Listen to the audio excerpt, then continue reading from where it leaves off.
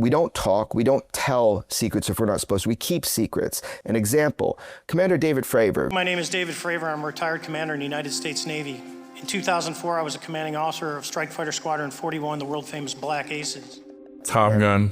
Yeah, man, he is the guy. As we proceeded to the west, the air controller was counting down the range to an object that we were going to, and we were unaware of what we were going to see when we arrived.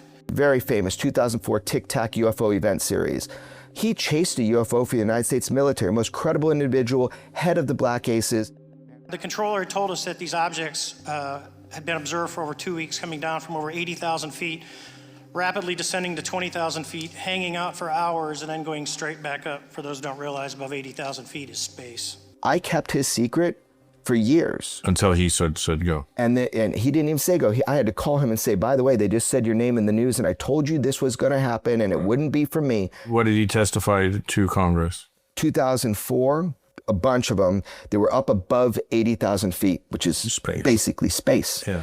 And they were dropping down and loitering between 20,000 feet and sea level, but they would get there in less than a second, 0.75 seconds or something. Looked down a small, saw a white Tic Tac object with a longitudinal axis pointing north-south and moving very abruptly over the water like a ping pong ball. There were no rotors, no rotor wash, or any sign of visible control surfaces like wings. As we started clockwise towards the object, my Wizzo and I decided to go down and take a closer look with the other aircraft staying in high cover to observe both us and the Tic Tac.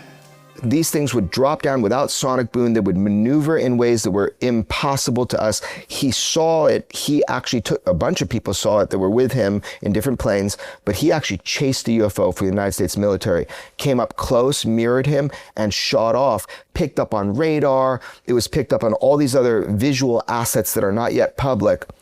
So he testified to that. We returned to Nimitz. We were taking off our gear. We were talking to one of my crews that was getting ready to launch. We mentioned it to him. And they went out and luckily got the video that you see, that 90-second video. What you don't see is the radar tape that was never released, and we don't know where it's at, of the active jamming that the object put on an APG-73 radar. He says, we didn't make that. We didn't have that technology in 2004. And in fact, with his job that he has now, he would know the modern tech of our technology and anybody else's in the world. And he testified in front of Congress. It wasn't ours, and it's nobody that we know that is a technologically advanced nation.